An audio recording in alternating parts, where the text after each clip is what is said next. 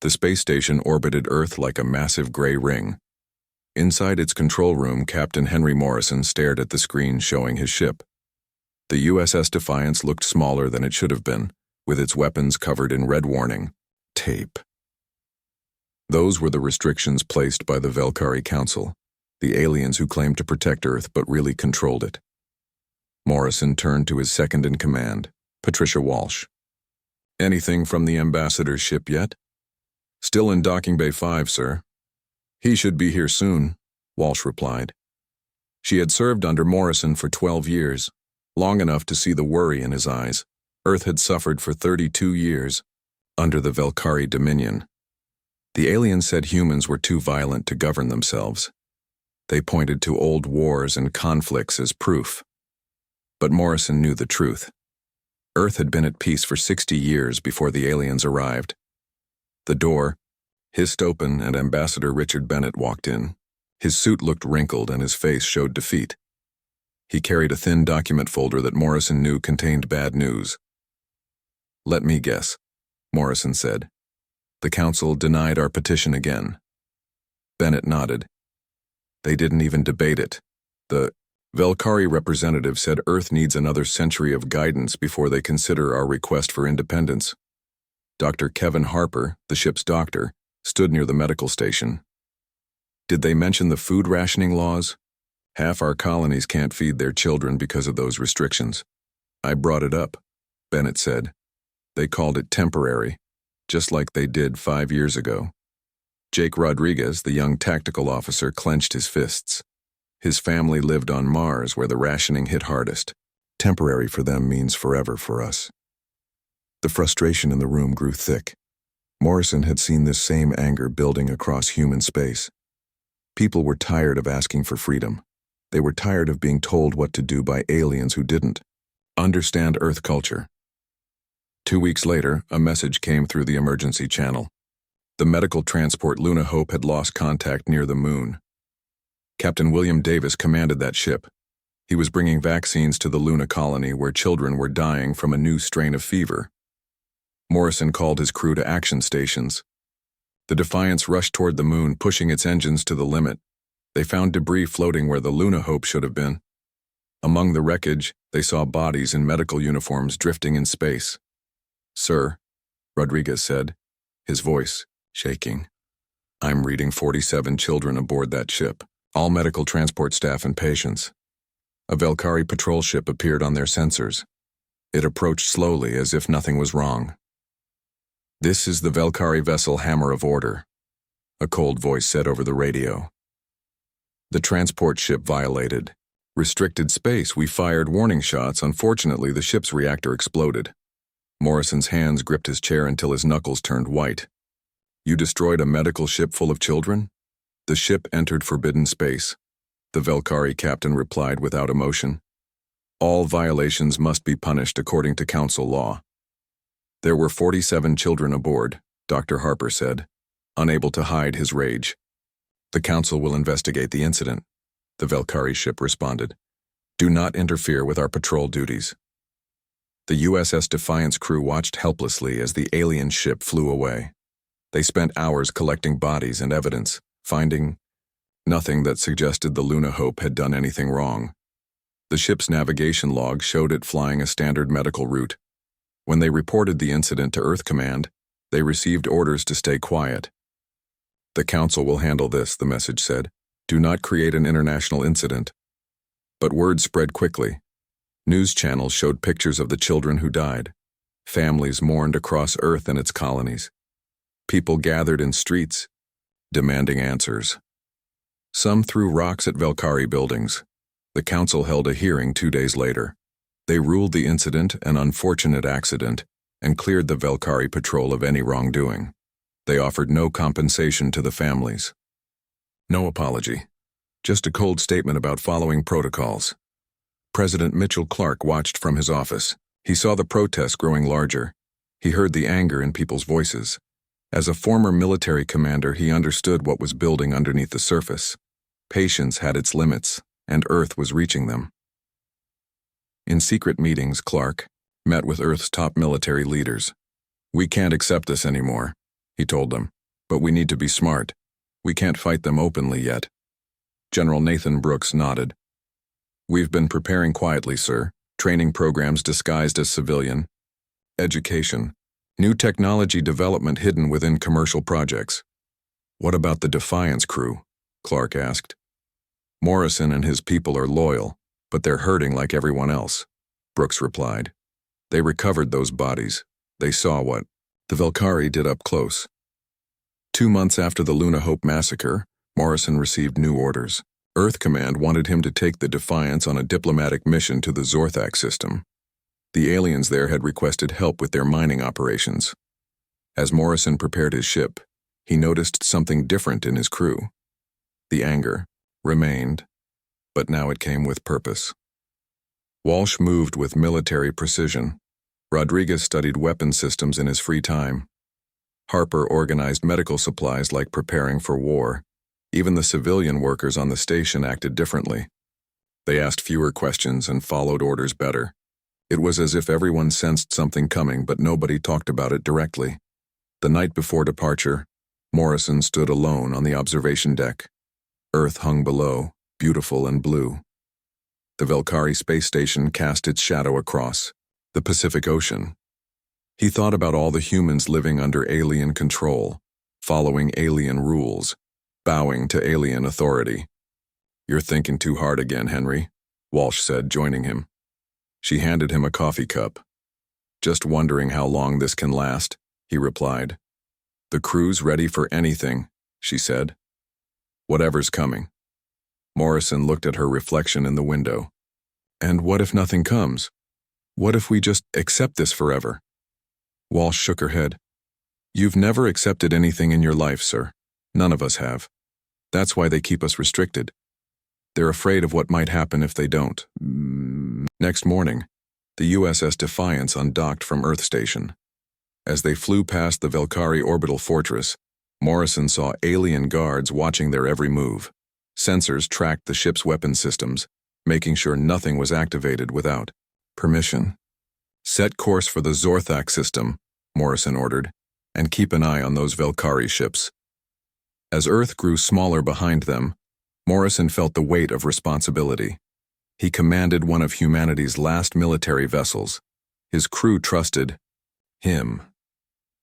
But he also felt something else, a sense that change was coming whether anyone wanted it or not. The Luna Hope massacre had broken something in humanity's collective patience. Morrison saw it in every face around him. The question wasn't if things would change, but when and how violently. He hoped they would be ready when that moment arrived. The Defiance disappeared into the stars, carrying its crew toward a mission they barely knew would change everything. 6 months passed since the Luna Hope incident. During this time, something changed across human space. The changes were quiet, almost invisible, but they spread like roots underground. In Silicon Valley, Dr. Lisa Chen worked late nights in her small research lab. Her official job was developing better communication satellites for civilian use, but in reality, she was creating something far more important. Her quantum encryption system made messages impossible to detect or decode by any known technology. Are you sure this will work?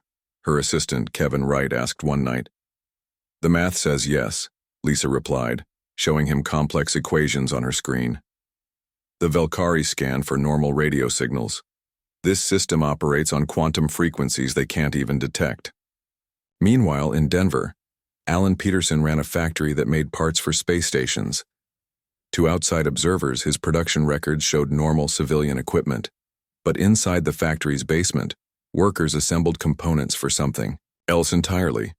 Ship weapon systems carefully disguised as industrial machinery. We need to speed up production, Peterson told his foreman Bill Sanchez. By next year, we need to double our output. The Velkari inspectors come every month, Sanchez warned. They're getting more suspicious. Let them look, Peterson said with a smile. All they'll see are mining equipment and construction tools. Corporate. CEO Jonathan Miller managed Starpath Industries, the largest shipping company in human space. His freighters traveled between Earth, Mars, and the outer colonies. The Velkari monitored all his ships, but they didn't understand human business methods. In his private office on Luna, Miller met with his top captains. "I need you to add extra cargo space to your ships," he told them. "Modify them for specialized transport needs." Captain Susan Parker nodded. "We've already started. The Velkari think we're just improving cargo efficiency." "Good. We'll need those ships soon," Miller said. President Clark's public speeches talked about cooperation and patience. Behind closed doors, his meetings took a different tone. Military leaders gathered in secure rooms, comparing reports from across human space. Lisa Chen reports the quantum communication network is 60% operational, General Brooks announced. "By next month, we can coordinate actions across all colonies." "What about training?" Clark asked. "We have 3,000 engineers officially getting certification," Brooks replied. "All receive basic tactical training as part of their courses." Admiral Karen Foster, who commanded Earth's small defense fleet, added her report. "We've identified 47 civilian ships that can be quickly modified for combat. The crews are training in advanced maneuver techniques during their regular routes." The Velkari continued their routine patrols and inspections. They saw humans working harder, producing more, moving more efficiently. To them, this looked like acceptance of their authority. They didn't realize they were watching a military buildup disguised as economic progress. In the Galactic Council chambers, the three alien species discussed Earth's status. The Velkari, Zorthak, and Harian representatives met quarterly to review their control of human space. "The humans show less resistance lately," the Velkari representative reported. "Commercial activity has increased by 20%. Their medical supplies are low," the Harian representative added. "Several colonies report chronic shortages." "Good," the Zorthak representative said. "Dependent populations are easier to control." They failed to notice reports that human ships were taking longer routes between colonies, or that human factories were experiencing more equipment breakdowns that interrupted production, or that communication traffic between Earth and its colonies had dropped significantly. Back in human space, Morrison's ship returned from the Zorthak system. The diplomatic mission had gone smoothly, but Morrison noticed things during the trip. Human colonies had new landing pads. Space stations showed fresh construction. Mining operations had expanded. "Welcome back, sir," Walsh greeted him as they docked at Earth Station. "How were our Zorthak friends?" "Exactly as expected," Morrison replied. "Anything interesting happen here?" Walsh handed him a data pad. "Several things. Civilian shipping has reorganized into new routes. Also, trade agreements with the Mars colonies have shifted." Morrison read through the reports. Everything looked normal, but he sensed the deeper meaning. Human space was preparing for something, and they were doing it right under alien noses. That evening, he met with President Clark in a secure conference room. Top military leaders joined by encrypted channels. "Sir, what exactly are we preparing for?" Morrison asked directly. Clark leaned forward. "We're preparing to be ready, Captain. Ready for whatever comes next. And if nothing comes, then we've wasted some resources," General Brooks answered.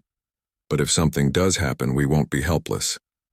Morrison thought about the families who lost children on the Luna Hope. He thought about colonies struggling under food restrictions. He thought about humans needing permission from aliens to travel their own space. "What do you need from my crew?" he asked.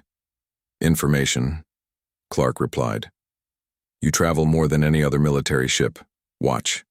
Listen. Report what you see in alien space."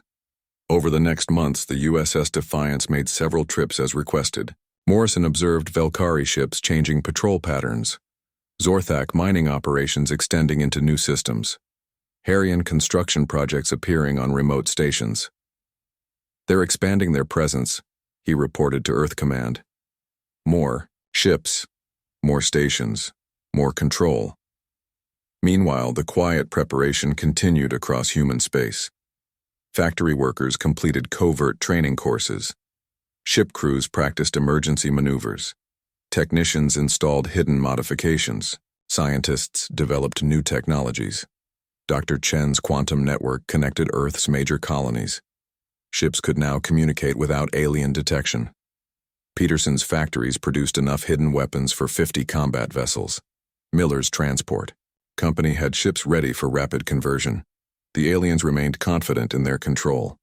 They saw humans working harder and assumed it meant submission. Velkari Commander Thexmar reported to his superiors, "The humans increased their productivity. They have accepted our guidance." 8 months after the Luna Hope incident, Morrison noticed something new during an inspection flight. Human ships moved in coordinated patterns between colonies. Mining ships returned with partially empty cargo holds. Transport vessels took inefficient routes that bypassed normal checkpoints. "They're practicing," Rodriguez observed from his tactical station, "moving like military formations disguised as civilian traffic." "Practicing for what?" Morrison asked, though he suspected the answer. That night, alone in his quarters, Morrison received a private message from Earth Command. It contained just coordinates and a time. No explanation. No context. He recognized the coordinates. The mining asteroid Series 9, a remote location, far from major shipping lanes. The time was 2 weeks away. Morrison deleted the message and prepared his ship for another routine patrol. As the USS Defiance left Earth Station, neither he nor his crew knew they were sailing toward the moment that would ignite a war. Across human space, similar messages moved through the secret quantum network. Ships changed course subtly. Factories adjusted production schedules. Military personnel canceled leave. Everything appeared normal, but below the surface, humanity prepared to show its alien overlords what happened when patience ran out. The countdown had begun. Emergency beacons screamed across space from Series 9. The mining station had gone silent after sending a distress signal. Every human within range heard the same message. "Under attack. Multiple Zorthak raiders. Please help." The USS Defiance was closest. Morrison pushed his engines beyond safety limits. As they approached the asteroid, the sight made his crew angry. The mining facility was destroyed. Ships drifted in pieces. Bodies floated among the debris. 312 confirmed dead, Dr. Harper reported after scanning the wreckage. All miners and their families, including children. Walsh found black box recordings from the station's main computer. She played them for the bridge crew. The miners had pleaded for mercy. The Zorthak raiders had laughed as they fired. "They didn't even take anything," Rodriguez said, studying the attack patterns. "They just destroyed everything. Killed everyone." Morrison stared at the destruction. This was different from the Luna Hope incident. The Velkari claimed that was an accident. This was pure murder. "Can we track those ships?" he asked. Rodriguez worked his console. "I have their energy signatures. They jumped to the Kelvin system, standard raider route." "The Kelvin system is outside our patrol zone," Walsh reminded him. "We'd need permission to enter." Morrison made his decision. "We're not asking for permission. Plot a course." The crew knew this broke every rule the aliens imposed. But they also knew they were done following those rules. As the Defiance entered faster-than-light travel, Morrison sent a coded message to Earth Command using Dr. Chen's quantum network. The Kelvin system had 3 planets around a dying star. Zorthak raiders often used the asteroid field there as a hiding spot. The Defiance dropped out of faster-than-light travel at the edge of the system. "Passive sensors only," Morrison ordered. "Let's not announce our arrival." Rodriguez found the raider ship orbiting the second planet. It was larger than the Defiance, with heavy weapons meant for destroying mining stations and merchant vessels. 5 times our firepower, Rodriguez reported. "Shields twice as strong. In a direct fight, we lose." "Then we don't fight directly," Morrison said. He turned to his tactical officer. "Ideas?" Rodriguez smiled. "The asteroid field creates sensor shadows. If we use the rocks for cover and hit them from unexpected angles." Morrison nodded. "Prepare for silent running. We're going hunting." The Defiance slipped into the asteroid field. The crew killed all non-essential systems. They drifted like space debris, using momentum to navigate. The Zorthak ship scanned the area but couldn't distinguish the human vessel from the rocks. "They're preparing to leave," Walsh whispered. "Engines warming up." "This is our chance," Morrison said. "All weapons ready. Target their engines first." The Defiance burst from behind a large asteroid. Energy beams struck the Zorthak ship before they could react. Their engines exploded. The alien vessel spun out of control. "Second salvo," Morrison ordered. "Hit their reactor." More weapons fire hammered the raider. Warning lights flashed on the alien ship as secondary explosions rippled across its hull. The crew tried to return fire, but their weapons couldn't track the smaller, more agile human ship. "They're trying to surrender," Rodriguez shouted. Morrison thought of the dead miners. He thought of the children floating in space around Series 9. "No mercy," he said coldly. "Finish them." The final missiles hit the Zorthak reactor. The explosion lit up space. When the light faded, only debris remained. The Defiance crew was silent. They had killed before in self-defense, but this felt different. This was revenge. This was justice denied by the Galactic Council. "Sir," Walsh said carefully, "we should report this incident." Morrison sat in his captain's chair. He knew this moment would change everything. Attacking alien ships outside human space was an act of war. The Council would demand he surrender for trial. Earth would be forced to give him up, unless Earth was ready to fight back. He activated the ship's communication system. But instead of calling Earth Command, he broadcast on all human frequencies. "This is Captain Henry Morrison of the USS Defiance. We found the aliens who murdered 312 humans at Series 9.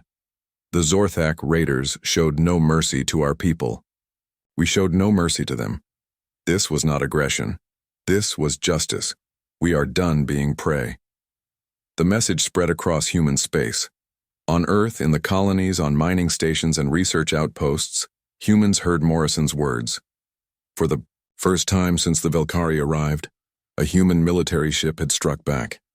2 hours later, the quantum network crackled with reports. Human ships were encountering alien vessels and refusing to submit to searches. They were demanding passage through restricted space. They were questioning alien authority. At Jupiter Station, a Velkari patrol tried to board a human freighter. The freighter's crew locked down their ship and threatened to self-destruct if the aliens persisted. The patrol backed off. Near Mars, mining ships formed defensive formations when Zorthak pirates approached. The raiders, used to easy targets, turned away rather than face organized resistance. President Clark called an emergency session of Earth's military command. "The situation has escalated faster than expected," he said. "Captain Morrison forced our hand." "What are your orders, sir?" General Brooks asked. Clark took a deep breath. "Activate all prepared assets. If war is coming, it starts on our terms. Admiral A." Foster smiled grimly. "We have 43 ships ready for combat modification. Give me 24 hours. Back aboard the Defiance, Morrison faced his crew. "What we did today changes everything. Some of you might get court-martialed. All of us might die. Anyone who wants to transfer off this ship has that right." The crew stood together. Not one person stepped forward. "Where to next, sir?" Rodriguez asked. Morrison checked his tactical display. "The Velkari will demand we surrender. Since we won't, they'll try to arrest us. Let's not make it easy for them." The Defiance turned toward the outer colonies, away from Earth and the main alien patrol routes. As they prepared to jump to faster-than-light speed, a message came through the quantum network.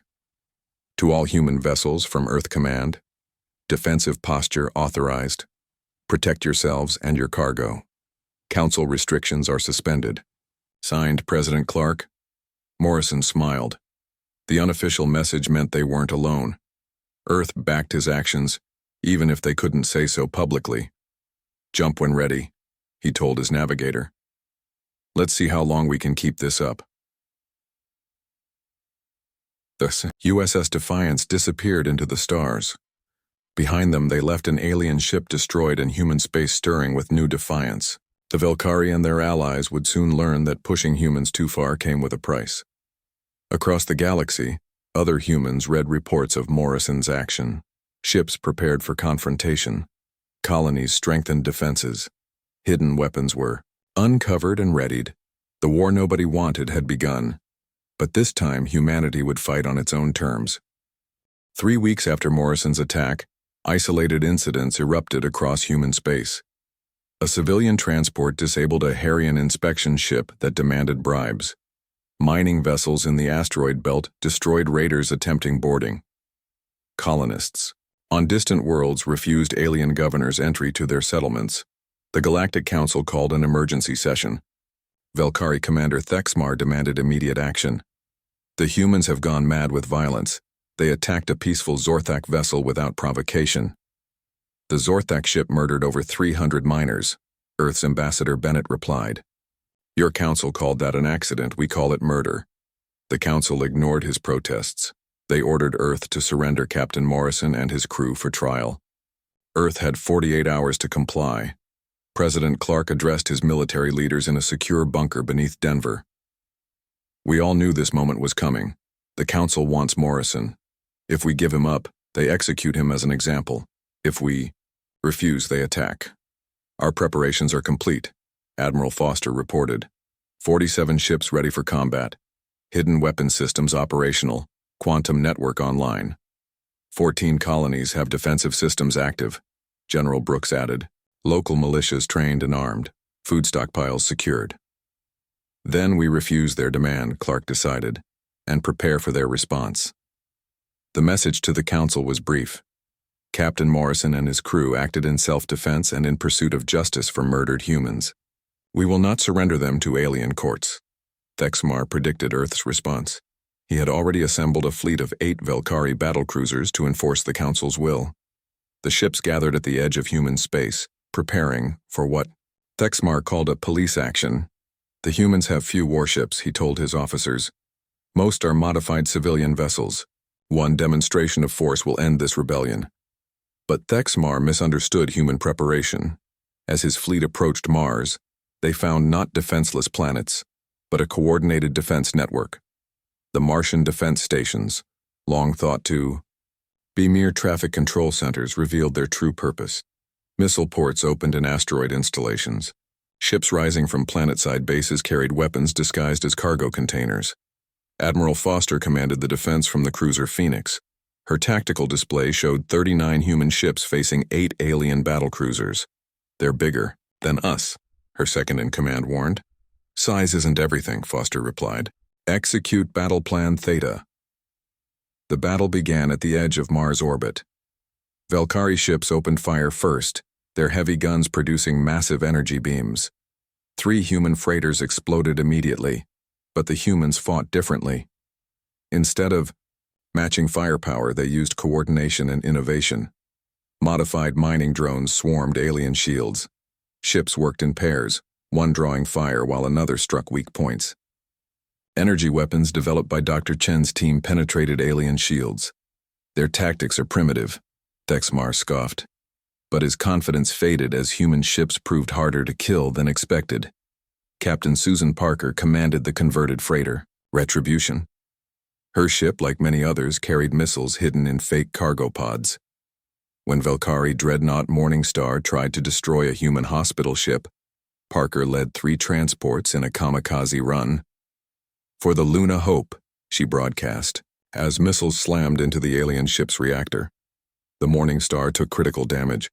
2 more human ships were destroyed in the exchange, but the psychological effect was tremendous. The Velkari realized humans would sacrifice anything to protect their own. The battle raged for 7 hours. Neither side achieved complete victory. The Velkari destroyed 11 human ships. Humans crippled 3 alien battlecruisers and destroyed 2 completely. Both fleets withdrew to defensive positions. Thexmar's report to the council was shaking. The humans fight with unexpected skill. Their weapons are crude but effective. Their tactics compensate for limited numbers. News of the battle spread across the galaxy. For the first time, Aliens saw that humans could match their military technology.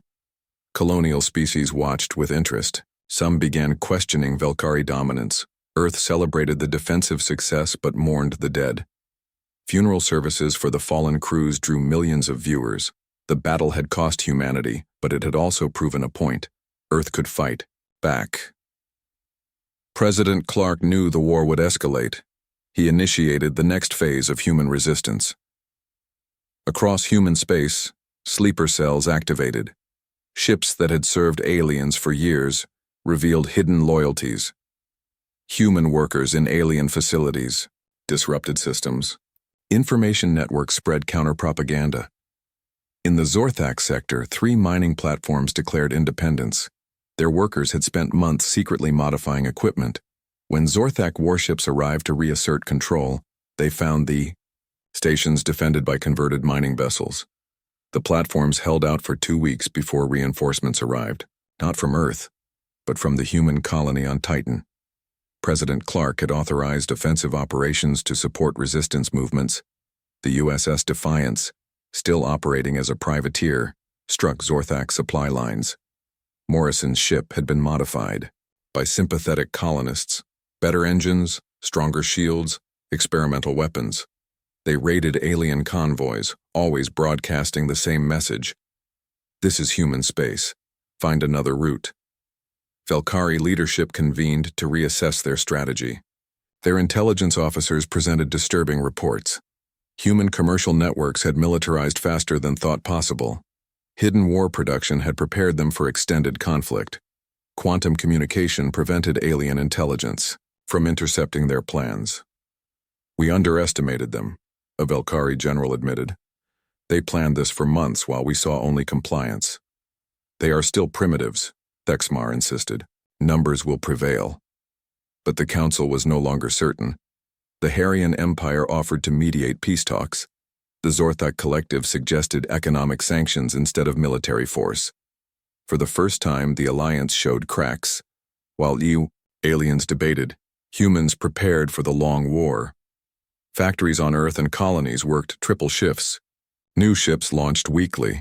Not pristine warships, but converted civilian vessels armed with determination and necessity. Dr. Chen completed development of shield generators that could be quickly installed on any ship. Mining companies perfected techniques for extracting rare elements needed for weapons. Corporate CEO Jonathan Miller reorganized supply chains to move military equipment under cover of civilian trade. 6 months into the war, the strategic situation had stabilized. Neither side achieved decisive victory. Humans held their core territories. Aliens maintained control of outer systems. Combat occurred in contested zones. But within this stability, humanity built strength. Every battle taught lessons. Every loss drove innovation. The species that aliens thought were conquered by superior technology showed their greatest strength: adaptation. Admiral Foster summed up the situation in a report to Earth Command. We lack their numbers and firepower. We match their resolve. Our advantage is desperation. Every fight is for our freedom. They fight to maintain empire. We will outlast them. The war continued, neither side yielding. Earth had proven it could defend itself. Now it needed to prove it could win.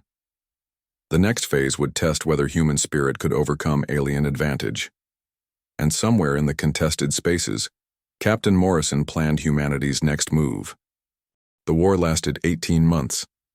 During that time, humanity learned to fight not just with weapons, but with determination that aliens couldn't match. Each battle cost lives, but each victory brought freedom closer. The turning point came at Europa Station. The facility orbited Jupiter with massive fuel reserves and repair docks. Whoever controlled Europa could extend their fleet's range across the outer system. The Velkari knew this. So did Earth. Admiral Foster assembled her largest fleet yet. 29 combat ships supported by converted civilian vessels.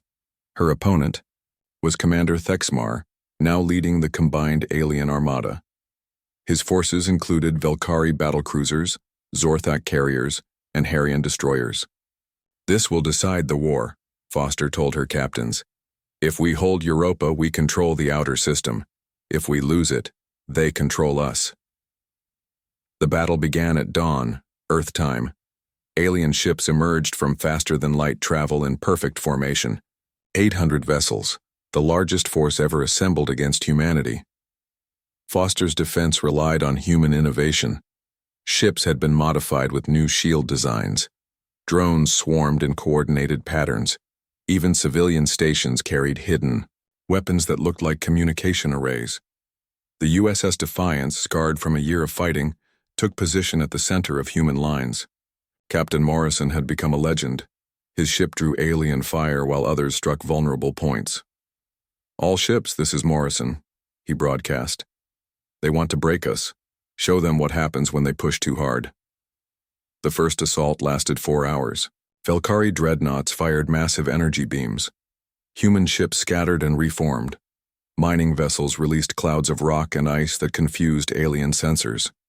Transport ships modified for combat struck from unexpected angles.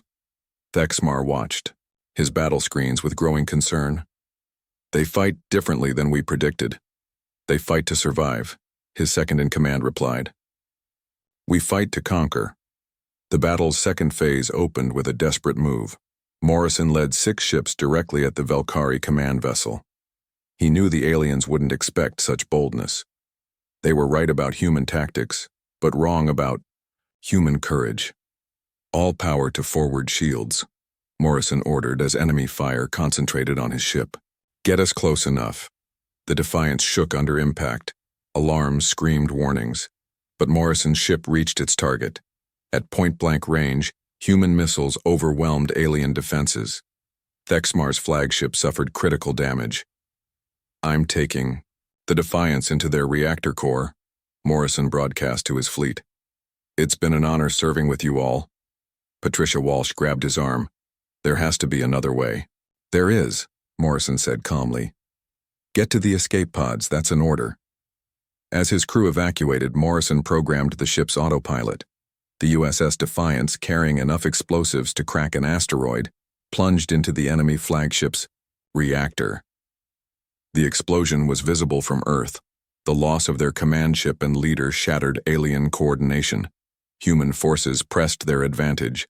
Ships that had hesitated now charged forward. Stations that had held back unleashed full weapon systems. For Morrison became the battle cry. For Earth, for freedom. The tide turned decisively when Zorthak forces began retreating. Without Velkari leadership to hold the alliance together, each species thought first of its own survival. Ships fled in different directions. Some attempted to surrender. The battle ended 14 hours after it began. 29 human ships were destroyed. 60 alien vessels lay in ruins. Europa Station had held. Admiral Foster surveyed the aftermath from her damaged command ship. The victory was overwhelming, but the cost touched every human who fought. "The war is over," she announced to the fleet. "We held our ground. Now we make peace." Negotiation took 3 months. The Galaxy Council, shocked by humanity's resilience, agreed to Earth's terms. Jake Rodriguez, promoted after Morrison's sacrifice, represented military interests. Dr. Kevin Harper spoke for medical and civilian needs. The treaty signed at Luna Station granted humanity full sovereignty. Alien occupation forces withdrew. Restricted zones opened to human ships. Earth gained a voting seat on the Galactic Council. Reparations would be paid for war damages. More importantly, aliens across the galaxy learned that humans, once thought primitive, could stand as equals. Other oppressed species took notice. The balance of galactic power shifted. 1 year after the war's end, Captain Susan Parker commanded the USS Retribution, now humanity's flagship. Jake Rodriguez captained the USS Resolution. Patricia Walsh led the USS Persistence. They patrolled human space not as defenders against invasion, but as equals protecting sovereign territory. The memorial service at Europa Station drew representatives from across human space. Patricia Walsh delivered the principal eulogy. "The aliens saw violence in our nature. They didn't see that we are protective. They saw primitive reactions. They didn't see that necessity breeds innovation. They believed we would always yield. They never imagined what